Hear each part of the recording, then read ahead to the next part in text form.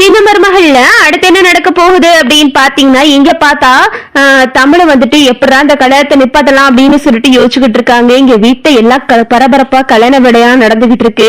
பொண்ணு வீட்டுல இருந்து எல்லாரும் வந்துடுறாங்க. பொண்ணை பார்த்ததுமே ஈஸ்வரிக்கு பல்லெல்லாம் அப்படியே இருக்கு. அதுவும் பொண்ணு கழுத்துல நகையை பார்த்துட்டு பாரு சித்ரா, அங்க பாரு அந்த பொண்ணு கழுத்துல எம்புட்டு நகை போட்டு வந்திருக்கானு, இம்புட்டு நகையும் நம்ம புள்ளைக்கு தாண்டி அப்படின்னு சொல்லிட்டு ஈஸ்வரி பேசிக்கிட்டு இருக்கு. இந்த நகையெல்லாம் பார்த்துட்டு சாவித்திரியும் தாமரையும் வாய புழக்குதுங்க. அப்பா பாத்தியாமா அவ கழுத்துல எம்புட்டு நகை இருக்குன்னு, அது போக அங்க கார் நிக்கிது பாரு, அது போஸுக்கு தான், நீ கண்ட கனவு பழிச்சிரும் போலமா அப்படின்னு சொல்லிட்டு தாமரை சொல்லுது. இருடி ஏண்டி இப்படி பேசுற அப்படின்னு சொல்லிட்டு ரெண்டும் பேசிக்கிட்டு இருக்காங்க. அப்புறம் பார்த்தா இந்த ஈஸ்வரி வந்துட்டு நீங்க இன்னும் இந்த பக்கம் போய் நல்லா சாப்பிடுங்க மதினி. அது மட்டும் இல்லாம நாங்க எங்க பிள்ளையெல்லாம் நாங்க பெரிய இடத்துல சம்மந்தம் பண்ணிட்டோம். இனிமே எங்க வாழ்க்கையெல்லாம் வேற மாதிரி ஆக போகுது. உங்க கூட எல்லாம் பேசிக்கிட்டு இருக்கிறதுக்கெல்லாம் எங்களுக்கு நேரம் இல்லை அப்படின்னு சொல்லிட்டு ஈஸ்வரி வந்து சாவித்திரி கிட்ட வம்பிழுத்துக்கிட்டு இருக்கு. உடனே சாவித்திரி வந்து ஏன் மதினி உங்க இருந்த இருப்பெல்லாம் மறந்து போயிட்டீங்களா? உங்க புள்ள பண்ண தப்பெல்லாம் நீங்க மறந்துட்டீங்களா? கொட்டகையில இருந்தீங்களே அப்படின்னு சொல்லிட்டு சாவித்திரியும் பேசிக்கிட்டு இருக்கு. இருங்க மதினி, இன்னும் கொஞ்ச நேரம் இருக்குல்ல, இந்த கல்யாணம் எப்படி நடக்குதுன்னு பாக்கலாம் அப்படின்னு சொல்லிட்டு சாவித்திரி சொல்லவும் இன்னும் 2 மணி நேரத்துல என்ன நடந்துற போகுது, என் பிள்ளைக்கும் அந்த காவியாவுக்கும் கல்யாணம் நடந்து 2 பேரும் சந்தோஷமா வாழ்க்கையை தொடங்க போறாங்க அப்படின்னு சொல்லும் போது, என் புள்ள கல்யாணத்தை நிப்பாட்டினீங்கல்ல, அந்த பாவம் உங்களை சும்மாவா விடும்? உங்க புள்ள கல்யாணம் எந்த ரூபத்திலயாவது நின்று போயிடும் அப்படின்னு சொல்லும் போது, ஏன் அத்தாச்சி இப்படி அவசகுணமா பேசிக்கிட்டு இருக்கீங்க அப்படின்னு சொல்லிட்டு சாவித்திரி கத்தி விட்டுட்டு போயிருது. அப்புறம் பார்த்தா இங்கிட்டு தமிழ் ரொம்ப குழப்பமா நடந்துகிட்டு இருக்காங்க. மலரும் தனமும் வந்துட்டு என்ன தமிழே ஒரு மாதிரியா இருக்கு அப்படின்னு கேட்கவும், அக்கா உங்களுக்கு விஷயம் தெரியுமா, இன்னைக்கு மாமா போஸுக்கு 1 கோடி ரூபாய் தரேன்னு சொல்லியிருக்காரு அப்படின்னு சொல்லும் போது, எதுக்குக்கா அப்படின்னு தனம் கேக்குறாங்க. ஏன் தனம் அதை கேக்குற? மாமா உசுரை காப்பாத்தினதுக்காக போஸுக்கு 1 கோடி ரூபாய் தரேன்னு மாமா சொல்லியிருக்காரு அப்படின்னு சொல்லும் போது, சரி அவர் உசுரை காப்பாத்துறதுக்கு அவர் கொடுக்கறாரு அப்படின்னு சொல்லிட்டு தனம் சொல்லவும், அது மாமா உசுரை காப்பாத்திருந்தா பரவாயில்ல தனம், மாமா உசுரை காப்பாத்தினது போஸ் கிடையாது, போஸ் ஒன்னும் மருந்து எடுத்துட்டு வரல அப்படின்னு சொல்றாங்க. என்னக்கா சொல்ற, என்ன தமிழ் சொல்ற அப்படின்னு சொல்லிட்டு மலரும் தனமும் கேட்டுக்கிட்டு இருக்காங்க. ஆமா நான் தான் மருந்து எடுத்துட்டு வந்தேன். வர்ற வழியில என்ன அந்த போஸ் தலையில அடிச்சு என்கிட்ட இருந்த மருந்து எடுத்துட்டு போயிட்டான். இப்போ 2 நாளைக்கு முன்னாடி கூட என்கிட்ட சவால் விட்டான். ஆமா நான் தான் உன்னை அடிச்சு போட்டுட்டு மருந்து எடுத்துட்டு போனேன். இந்த உண்மையை உன்னால நிரூபிக்க முடிஞ்ச நிரூபி, 1 கோடி ரூபாய் எனக்கு கிடைக்க போகுது, நான் சந்தோஷமா வாழ போறேன் அப்படின்னு சொல்லிட்டு ரொம்ப திமிரா பேசுனாங்கா அப்படின்னு சொல்லவும், அப்போ நீ இந்த உண்மையை சொல்ல வேண்டியதானக்கா அப்படின்னு சொல்லிட்டு தனம் சொல்றாங்க. யாரு தானே நம்புவா இந்த விஷயத்த சொன்னா அப்படின்னு தமிழ் கேட்கவும், என்னக்கா பண்றது இப்போ அப்படின்னு சொல்லிட்டு 3 பேரும் ரொம்பவே குழப்பமா நின்னுகிட்டு இருக்காங்க. கரெக்டா சேது வராரு. என்ன ஒருத்தருக்கு ஒருத்தர் பேசிக்கிட்டு இருக்கீங்க, கல்யாணத்துக்கு நேரமாச்சு, சீக்கிரம் கிளம்புங்க. மலரே நீ கவலைப்படாத மலரே, எப்படியோ நீ வேணான்னு சொன்ன வாழ்க்கை தான் அது, அதனால உனக்கு இனிமே ஒரு நல்ல வாழ்க்கை கிடைக்கும் அப்படின்னு சொல்லிட்டு மலருக்கு ஆறுதல் சொல்லிக்கிட்டு இருக்காரு சேது வந்துட்டு. தமிழ் வந்து ரொம்ப குழப்பமா நின்னுகிட்டு இருக்காங்க. என்ன தனம் உன் அக்கா முகமே சரியில்லை, ஒரு மாதிரியா நின்னுகிட்டு இருக்கா, ஏய் என்ன ஆச்சு உனக்கு அப்படின்னு கேட்கவும், மாமா அது வந்து மாமா போஸ் மாமா ஒன்னும் மருந்து எடுத்து மாமா உசுரை காப்பாத்தல, அக்காதான் மருந்து எடுத்து மாமா உசுரை காப்பாத்துனது அப்படின்னு சொல்லும் போது, என்ன சொல்ற அப்படின்னு சேது கேக்குறாரு. ஆமாங்க நான் தான் மருந்து எடுத்துட்டு வந்தேன், வந்துகிட்ட இருந்து ரொம்ப போராடி என் உயிரை பணைய வச்சு மருந்து எடுத்துட்டு வர்ற வழியில இந்த போஸ் என்ன தலையில அடிச்சுட்டு மருந்து எடுத்துட்டு போயிட்டான் அப்படின்னு சொல்லும் போது, இதை கேட்டுட்டு சேது அதிர்ச்சி ஆயிடுறாரு.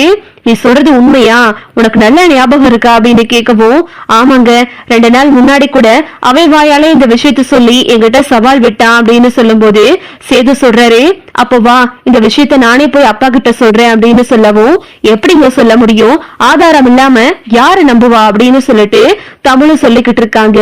அங்கிட்டு பார்த்தா பொண்ணு மாப்பிள்ளையும் வந்துட்டு மடமேடையில கூட்டிட்டு உட்கார வச்சுட்டாங்க. ஈஸ்வரி வந்துட்டு 2 பேரோட ஜோடி பொருத்தமும் அம்புட்டு அம்சமா இருக்கு, நல்ல வேலை இந்த மலர் ஒளிஞ்சா அப்படின்னு சொல்லிட்டு நினைச்சுக்கிட்டு இருக்கு. அப்புறம் பார்த்தா அங்கிட்டு சேது வந்துட்டு என்ன பண்றதுன்னு தெரியாம யோசிச்சுக்கிட்டு இருக்காரு. மாமா நீங்க ஒரு விஷயத்த கவனிச்சீங்களா, நீங்களாம் மருந்து எடுத்துட்டு வரும்போது உங்க உடம்புல சேரு காயம்லாம் இருந்துச்சு, ஆனா போஸ் மாமா மருந்து எடுத்துட்டு வரும்போது அவர் உடம்புல ஒரு பொட்டு காயமோ சேரு சகதியோ எதுவுமே இல்ல மாமா, அதுல இருந்து தெரியல அவர் மருந்து எடுத்துட்டு வரலன்னு அப்படின்னு சொல்லிட்டு தனம் சொல்லிக்கிட்டு இருக்காங்க. அப்புறம் பார்த்தா பார்த்தா திடீர்னு தமிழோட காலேஜ்ல இருந்து ஒரு போன் வருது. தமிழ்ச்செல்வி நீ சீக்கிரமா வா உடனே அப்படின்னு சொல்றாங்க. உடனே என்ன மேம் கேக்குறாங்க. நீ வா, வந்ததுக்கு அப்புறம் எதா இருந்தாலும் பேசிக்கலாம் அப்படின்னு சொல்லிட்டு தமிழோட காலேஜ் மேம் சொல்றாங்க.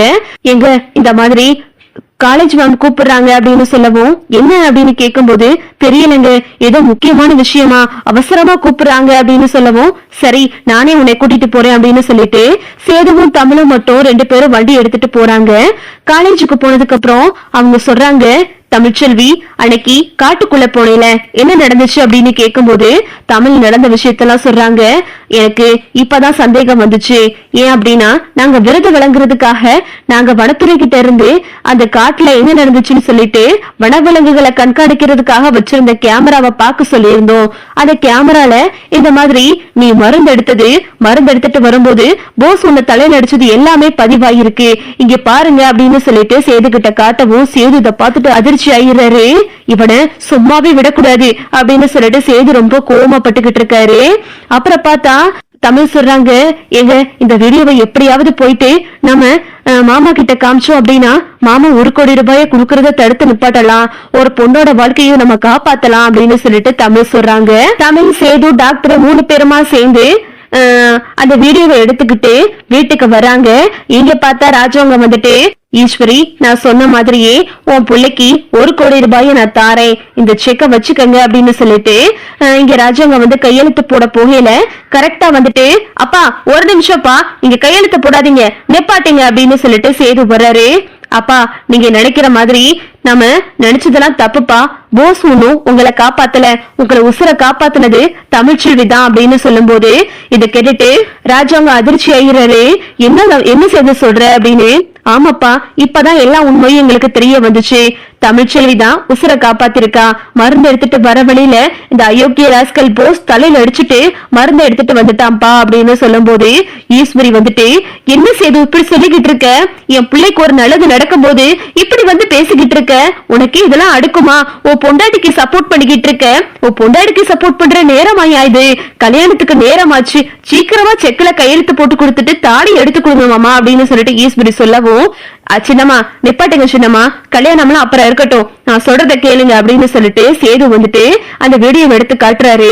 இத பாத்துட்டு ராஜாங்க அதிர்ச்சி ஆகிறாரு. உடனே இத பார்த்ததுமே போஸுக்கு படபடப்பாயிருது. காவியா வந்து போஸ முறைக்கிறாங்க. அப்போ நான் எனக்கு பொய் சொன்னா பிடிக்காதுன்னு சொன்னேன்ல, இப்படிப்பட்ட ஒரு அயோக்கிய ராசல் கிட்ட நான் எப்படி வாழ முடியும் அப்படின்னு சொல்லிட்டு காவியா வந்து மாலையை கழட்டி தூக்கி போட்டுட்டு அங்க இருந்து கிளம்பி போயிடுறாங்க. சேது வந்துட்டு ரொம்ப கோவப்பட்டு போஸ அடிச்சு போறாரு.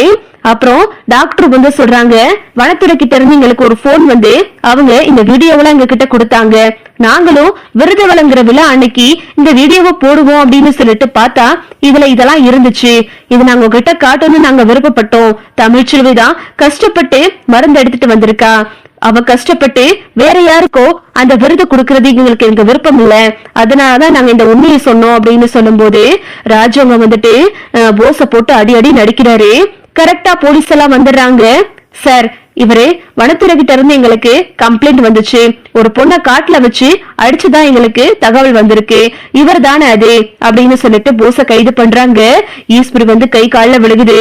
மாமா என் பிள்ளைய மன்னிச்சிருங்க மாமா அப்படின்னு சொல்லிட்டு ஈஸ்வரி இதுல சொல்றதுக்கு எதுவுமே இல்ல அப்படின்னு சொல்லிட்டு சன்னாசி வந்துட்டு ஈஸ்வரிய போட்டு அடிச்சு போடுறாரு.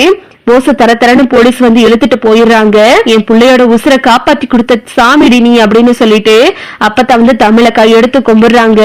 ராஜாங்க வந்து என்ன மன்னிச்சிருமா மருமகளே அப்படின்னு சொல்லிட்டு ராஜாங்கமும் தமிழ்கிட்ட மன்னிப்பு கேக்குறாரு. இதுதான் அடுத்தடுத்து நடக்க போகுது. ஓகே விவோஸ், இந்த வீடியோ உங்களுக்கு பிடிச்சிருந்தா லைக் பண்ணுங்க, ஷேர் பண்ணுங்க, மறக்காம நம்ம சேனலை சப்ஸ்கிரைப் பண்ணிக்கங்க. தேங்க்ஸ் ஃபார் வாட்சிங்.